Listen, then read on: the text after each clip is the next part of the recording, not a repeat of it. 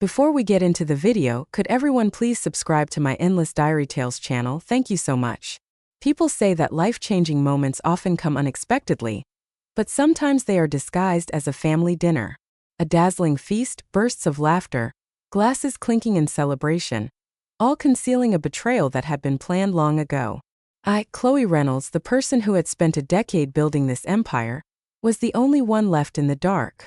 My father, Richard Reynolds, had always been a tough businessman. He built Reynolds Logistics from the ground up, working tirelessly through years of hardship. But it was me, no one else, who took it from a regional shipping company to a $120 million corporation, expanding it nationwide, modernizing operations, and securing multi-million-dollar contracts. I sacrificed my youth, skipped vacations, and put my personal relationships on hold, all to take this company to the top. And yet, on what seemed to be just another family gathering, my father spoke the words that made me an outsider. "Ethan will take over the company."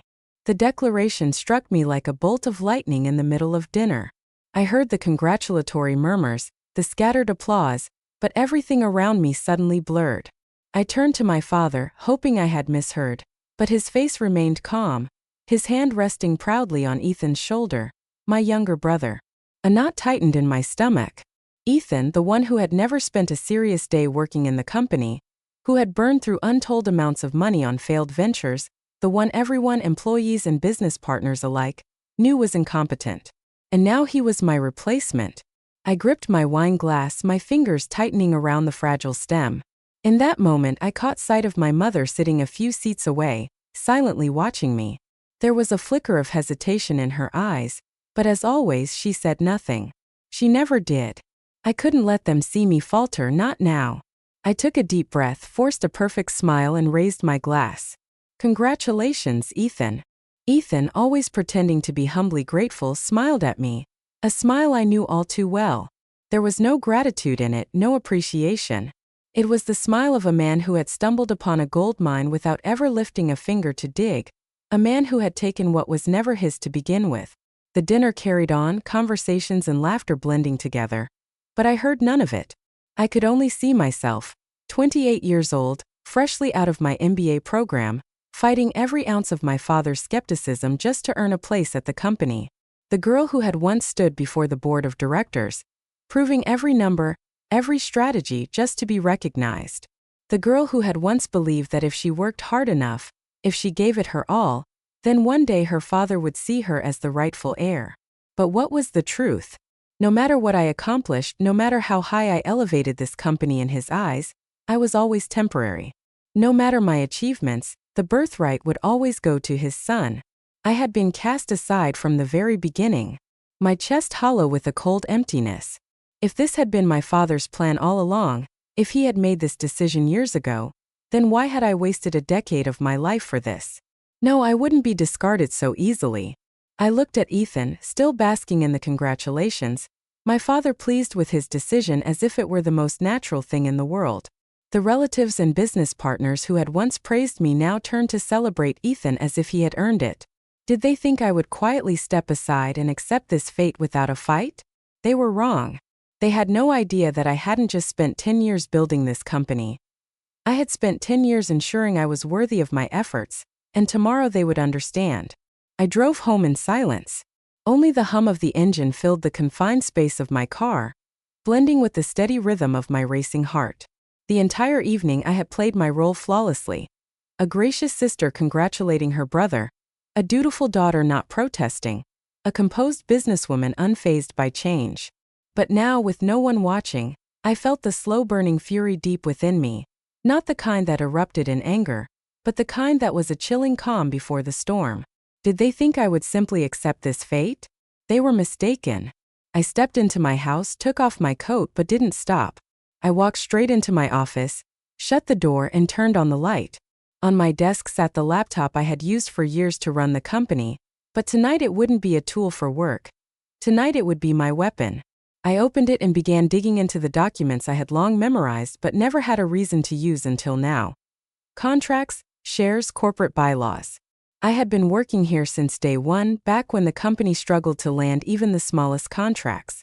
I was the one who negotiated with investors, the one who single-handedly built the financial system that pulled the company back from the brink of bankruptcy. And I knew my father never read the fine print. That was his biggest mistake. I opened a hidden folder on my computer where I had stored every shareholder agreement over the years. One by one, my father had unknowingly handed me power he never realized he was giving away. The first time was in 2014 when the company needed urgent investment capital to expand operations. I invested my own money, securing 15% equity in return. The second time was in 2017 when the company faced a major lawsuit. To cover the costs, my father signed a collateral agreement transferring another 10% of shares to me. And then in 2020, when the company was on the verge of being acquired by a larger competitor, I was the one who raised the defense fund, gaining another 10% equity in the process. I clicked on another file. The Internal Power Distribution Agreement. According to the corporate bylaws signed in 2016, any changes to the CEO position required approval from the majority shareholder. I double-checked the numbers. In total, I own my original 3.5% stake plus the 35% my father had unknowingly handed over through the years made me the majority shareholder. Ethan thought he would walk into the executive office as the new CEO, that he would take control and run the company however he pleased. He had no idea that from the moment my father announced his decision, the battle had already begun. The clock ticked past 3 a.m., but I felt no exhaustion. Instead, an electrifying surge of determination coursed through me. I pulled open a drawer and retrieved another folder, a list of the board of directors. I knew not everyone on the board was loyal to me. Some had been with my father since the beginning, easily swayed by his words. But others cared about one thing only: profits. I had delivered the highest profits in the company's history. I would give them a reason to stand with me. I scanned the list, marking those who could be persuaded and those I needed to approach first thing in the morning. I also reviewed every ongoing contract agreement that only I had the authority to approve. Ethan wouldn't be able to run this company without my support, and I wouldn't give it to him. I went over everything one last time as the first rays of sunlight peeked through the window. I closed my eyes and took a deep breath. Did they think I would simply accept this? They were wrong. My father might believe he had the final say. Ethan might believe the company was his, but they had overlooked one crucial fact.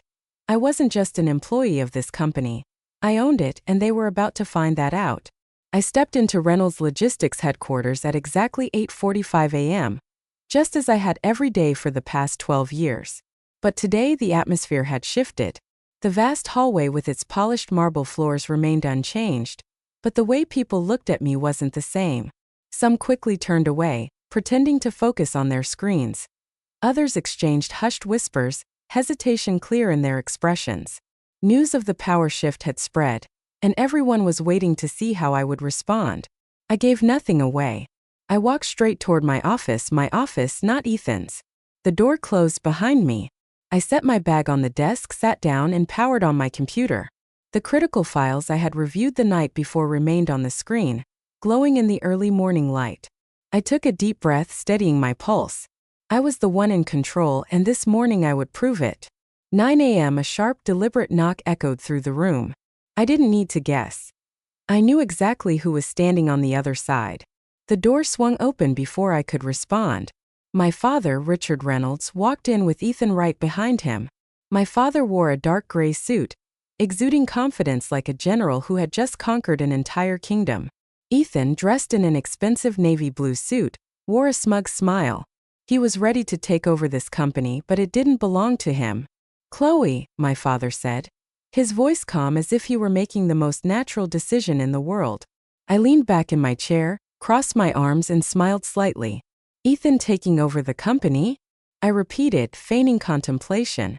"Yes, I heard, but it seems like you forgot something important. Something you don't even realize." My father raised an eyebrow. Slowly, I reached for the remote on my desk and pressed a button. The large screen on the wall lit up, displaying a document with the title Shareholder Agreement and the signing date, July 10, 2016. My father's brows furrowed slightly. Ethan leaned forward, staring at the screen, but I knew he had no idea what he was looking at. I stood up, walked toward the screen, and ran my finger over a critical clause. All executive appointments, including the CEO position, Must be approved by the majority shareholder. I turned back to them and spoke slowly, emphasizing each word. You cannot unilaterally hand over the company to Ethan without the approval of the majority shareholder. The atmosphere in the room shifted instantly. My father stiffened and Ethan, who had been grinning just seconds ago, now looked as if someone had punched him square in the face. Chloe, what are you saying? This isn't something you can decide on your own, my father said, his voice lowering, clearly trying to regain control. Isn't it? I tilted my head slightly, clasping my hands behind my back. Then let me clarify. I picked up another folder from my desk, walked over, and placed it right in front of Ethan. This document shows my share ownership in the company. I pointed to the numbers. In total, I hold 55% of the shares, more than anyone, including you, Dad. My father stared at the document, his face paling. That's impossible. It's very possible, I cut in. And I have all the signed agreements and legal paperwork to prove it. I turned to Ethan, giving him a sharp, icy smile. You thought you could walk in here like a king and take everything. But there's just one problem. I let the words sink in. You don't have the right. Ethan snatched the folder angrily, flipping through the pages as if he could somehow find a mistake, but there was none. Chloe, what the hell are you doing? He snapped. Dad already made his decision. You can't just, you're wrong. I interrupted, my voice steady. I can, and I already have. My father narrowed his eyes, his hands clenching into fists. You really want to do this? Turn against your own father and family? I took a deep breath, keeping my gaze unwavering. No, Dad, you forced me into this when you chose to ignore everything I've done. Ethan gritted his teeth. So what do you want? To kick me out of the company? I looked him directly in the eyes. No, I'm giving you two choices. I held up one finger. One, you stay on as an advisor with a generous salary, but you'll be working under me. I raised a second finger. Two, you leave. I'll buy out your shares at market value. You can take the money and try another failed venture. Who knows? Ethan's face flushed red with rage. You think you can just push me out like this? I shrugged. This isn't pushing you out. It's a fair deal to protect my work in this company from falling into the hands of someone like you. Ethan clenched his jaw, then suddenly shoved the folder off the desk. This is insane, completely insane. He spun around, storming out of the office, slamming the door behind him. That left just me and my father. He stared at me for a long moment, silent. Finally, he let out a deep sigh, his voice filled with disappointment. You really have changed. You can't do this, Chloe. I held my gaze steady, blinking. No, Dad, I'm just doing what needs to be done. My father didn't respond. He simply nodded, then turned and walked out of my office. As the door clicked shut, I let out a long breath. I had done it, but I knew this wasn't the end. I knew Ethan wouldn't walk away from a gold mine like this, and I knew my father, Richard Reynolds, wouldn't easily accept me running the company instead of Ethan, nor would he accept losing to me. He was used to being in control, to having his decisions followed without question. The real battle was just beginning. Less than 24 hours after the confrontation in my office, I began to see the first signs of retaliation. That morning, as I walked into Reynolds Logistics, I could sense the shift in how people looked at me. Employees who once respected me now avoided my gaze. A few members of management hesitated before greeting me. It didn't take long to find out why. I opened my email inbox and saw a flood of newly published articles. Internal conflict at Reynolds Logistics. A father-daughter power struggle. Eli Lilly Reynolds. The ambitious daughter who pushed her father and brother out of their own company. Clicked on one. Every word had been carefully crafted to paint me as a greedy, ruthless woman. Someone willing to betray her own father and brother for power. My father hadn't needed to say much. He had simply met with a few reporters, dropping vague yet suggestive statements like, I only ever wanted the best for my family, or, I never thought Chloe would take things this far. And that was all it took to set off a media storm. Ethan, of course, played his role as the victim to perfection. He appeared on a business news channel, his voice low, his expression pained. I never thought Chloe would do this to our family. I just wanted to help grow our company into a global powerhouse, the company my father spent his life building. But she didn't want me there. She schemed to take control. He was even better at this than I expected. For a brief moment, it almost seemed like even he believed his own lies. I didn't respond immediately. I knew this game. My father had been in business his entire life. He understood the power of the media. And he knew that in a battle like this, perception and reputation mattered more than the truth. If I reacted too soon, it would look defensive, like someone scrambling to justify herself. So I waited. I let them have their moment in the spotlight. Let them say whatever they wanted. Let Ethan play the wounded brother. Let my father play the disappointed father. Pointed patriarch, and when the time was right, I made my move. 3 days later, a new article appeared on the front page of the Wall Street Business Review. The truth about Reynolds Logistics finances. Under Richard Reynolds, I had spent the entire night before working with one of the best investigative journalists I knew. I gave them everything. Hidden debts, near bankruptcies caused by my father's poor decisions, and shady transactions that I had spent years fixing. The article laid it all out. Under Richard Reynolds' leadership, the company faced the threat of bankruptcy at least 3 times. Financial mismanagement cost Reynolds Logistics millions, forcing Chloe Reynolds to step in, restructure the company, and invest her own money to keep it afloat. Ethan Reynolds has never held a significant executive position within the company, yet was being positioned to take over despite having no relevant experience. Chloe Reynolds did not steal the company. She saved it. Within hours, the entire narrative changed. The investors who had been waiting to see how things played out now had a reason to side with me. The board of directors, shaken by my father's rumors, was now starting to ask the real question. Did they really want to return to the chaos under Richard Reynolds? Ethan was silent, so was my father. They could no longer use the media as a weapon against me because I had turned their own narrative against them.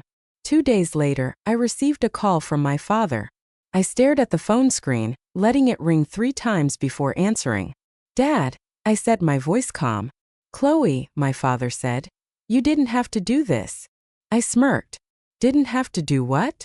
"Expose the truth. You know how the media can twist things," he said. "We could have handled this internally." I leaned back in my chair, crossing my arms. "Dad, I already gave you the chance to do that. You refused, and now you want me to walk away."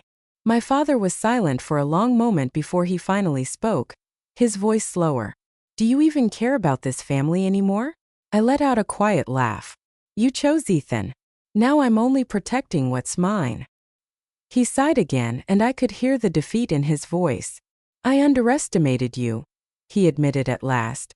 I closed my eyes and took a deep breath. "Yes," I said softly. "You shouldn't have." The call ended. I set my phone down on the desk and looked out the window. The battle wasn't over, but I had taken control of the game. They had tried to paint me as the betrayer, but now everyone knew the truth. I wasn't the one who stole this company. I was the only one who truly deserved to own it. 2 weeks after the article exposing the truth, the storm finally settled. The whispers, the probing phone calls, the tense board meetings, all of it began to fade into the past. I had secured my position, and more importantly, I had proven I was worthy of it. But there was one thing I knew for sure. My father wouldn't just walk away and leave this company to me without a fight. So when I received another call from him, I wasn't surprised. I stood in the conference room on the top floor of Reynolds Logistics, overlooking the city skyline as my phone rang. I let it ring 3 times before picking up. D on the other end, my father took a deep breath. "Chloe, we need to talk." I turned away from the window, leaning against the desk, my voice steady but devoid of the softness it once had. "You've already said everything you needed to say to the media. What more do you want?" My father was silent for a long time. When he finally spoke, his voice was lower, more tired. "I'm stepping back. I won't fight this anymore." I closed my eyes for a brief second, allowing myself a fleeting moment of relief. "Good," I said simply. My father let out a dry chuckle through the phone. "I knew you wouldn't try to stop me. I only hold on to what's worth keeping for the future of this company." A long pause stretched between us. After everything, I knew that no matter how skilled a businessman my father was, he was still a man of the old world, a man who believed that power should be passed from father to son. I, no matter how capable, had never been part of that inheritance plan. But now he had no choice but to accept reality. "I'll be selling you my remaining shares," he finally said. I'll keep a small stake as an investor, but I won't be involved anymore. I nodded silently, even though he couldn't see it. And Ethan? I asked. My father sighed. He'll have to accept it. He's leaving. I wasn't surprised. Ethan never had the strength to fight to the end. Once he saw he couldn't win, there was only one path left for him: to walk away with the money I had offered. Good, I repeated. My father fell silent for a long time. Then finally, almost as a whisper, he said, I underestimated you. Something tightened in my chest. It wasn't pain, it wasn't regret, just emptiness. I had once longed to hear words of recognition from my father. I had once believed that if I worked hard enough, if I dedicated enough of myself, he would finally see me. But the truth was, he had never once acknowledged my efforts, and now I no longer needed his validation. Good luck with whatever you do next, I said, my voice devoid of emotion. He let out a small chuckle. Thank you. The call ended, and with that, an old chapter officially closed. After my father left, I finally did what I should have done long ago. I rebuilt the company in my own vision. I didn't just maintain what I had created. I transformed everything. I fired the senior executives who had remained loyal to my father and Ethan, replacing them with people who were truly capable. I modernized our management systems, investing in technologies my father once dismissed as unnecessary. Most importantly, I changed the corporate culture, turning the company from one shackled by outdated thinking into a dynamic, innovative, and stronger operation than ever before. The result? Within a year, Reynolds Logistics surpassed a $200 million market valuation for the first time in company history. We expanded internationally. I signed contracts with partners my father had once deemed it out of reach. The company they had tried to take from me was now thriving more than ever under my leadership. A year later, I saw my father for the first time since he left the company. We met at a restaurant. No reporters, no cameras. He looked older, maybe from the stress of the past year or maybe because he had finally realized his time had passed. I read about your partnership with the international shipping conglomerate, he said, swirling his glass of wine. It was a smart move. I smiled. I know. He shook his head slightly, a faint smirk on his lips. You don't need my approval anymore, do you? I met his gaze directly. No, Dad, I never really did. A silence passed between us, but this time it wasn't hostile. No more battles, no more schemes. Just a father and a daughter sitting across from each other after a long war. He raised his glass. Then congratulations, Chloe. I lifted mine, clinking it gently against his. To new beginnings. Not to victory, but to reclaiming what was mine and finally realizing I no longer needed anyone's recognition. 1 year after I took control of Reynolds Logistics, I sat alone in my office, staring out at the city skyline through the floor-to-ceiling windows. Below, the world moved forward as it always had. Freight trucks left the warehouses, multi-million-dollar deals were signed, and new employees walked into the building, hopeful for a future I had built. All of this was because of me. Reynolds Logistics was no longer a family business. It was a corporation. I had one, so why did I still feel an emptiness inside? That evening, my phone buzzed with a message from my father. Dinner tomorrow. No explanation, no pressure, just a simple question. I stared at my phone screen for a long moment before finally replying. Okay. We met at an old-fashioned restaurant tucked away in a quiet street, far from the bright and endless business meetings. My father looked different. He was no longer the imposing man who carried the presence of a powerful executive. Something in his eyes had changed. A weariness, perhaps a quiet acceptance. I sat across from him, setting my phone on the table. Without saying a word, he watched me for a long time before finally speaking. You did well, Chloe. I raised an eyebrow slightly but didn't respond. He sighed, setting his wine glass down. I thought that if I gave the company to you, you would ruin everything. I was wrong.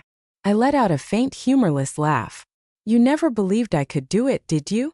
He didn't deny it. A silence stretched between us. Not the tension of an ongoing battle, but a different kind of emptiness. The realization that no matter who won or lost, something had been permanently lost. My father slowly turned his wine glass in his hands, staring at the table as his voice lowered. I thought keeping the company and the family was the most important thing. He paused, then looked directly at me. But the family is gone. Something in my chest tightened for a brief second, but I didn't let it show. Family isn't a company. My dad, I said, my voice steady, but you never saw me as part of the family. When it came to the business, I was just a placeholder until Ethan was ready. He didn't refute it. A part of me wanted him to apologize, to hear him say clearly that he had been wrong, that he regretted never seeing me as his rightful heir from the beginning. But that wasn't going to happen. He was Richard Reynolds. He never apologized. Instead, he spoke slowly. I know you don't need my approval anymore. I looked at him, and for the first time in a year I realized it was true. I no longer needed my father's recognition. I no longer sought his validation. I had spent a decade trying to prove my worth to him, but in the end, the only person I ever needed to prove my worth to was myself. I leaned back in my chair, taking a deep breath. I built this company my way, Dad, I said calmly. I took it further than you ever imagined, and I'm not stopping. My father nodded slowly. I know we said nothing more. There were no reconciliatory hugs, no miraculous reconnection like in fairy tales. We were simply two people who had stood on opposite sides for too long, and now we both understood that the distance between us would never fully disappear. Finally, my father raised his glass. Congratulations, Chloe. This time, when I clinked my glass against his, I felt no anger, no disappointment. I only felt peace. That night, when I returned home, I stood by my office window, looking out at the glittering city lights. I had everything I had ever dreamed of: power, success, respect. But I had also lost things I once thought mattered: family, relationships, and perhaps a part of myself. I had no regrets. I knew that if I had to choose again, I would still walk this path. But I also understood one thing. Victory always comes at a price, and I was willing to pay it. I lifted my glass of wine, staring at my reflection in the glass window. I was no longer Chloe Reynolds, the daughter seeking her father's approval. I was Chloe Reynolds, the woman who had proven her worth, and that, to me, was more than enough. Chloe Reynolds' story is not just about a battle for corporate control. It is a journey of self-worth in an environment filled with bias. It reflects a common reality. Women in business are often underestimated and must fight twice as hard to be recognized. Chloe's success did not come from talent alone, but from her persistence, strategy, and the courage to stand against those who once dismissed her. This story serves as a reminder that true worth is not defined by others' validation, but by what we build for ourselves. What do you think about Chloe Reynolds' journey? Did she do the right thing by fighting for what was rightfully hers, or did she lose too much in the process? Share your thoughts in the comments, and don't forget to follow the channel for more powerful stories about life and family.